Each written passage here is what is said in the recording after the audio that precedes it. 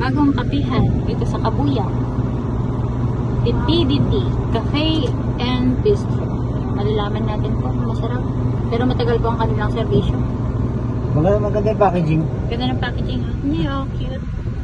Parang soft drinks. Gusto ko sanang i-vlog, kaya lang.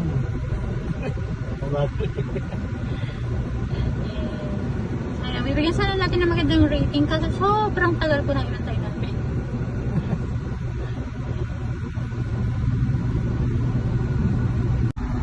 So, ito na po, honest review.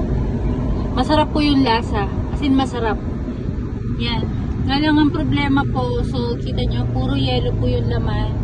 And ayan. Nagulat kami, lang sip-sip lang, ubos na. Yan. Pero ano po, masarap po yung lasa. And ang presyo nito ay 100 pesos.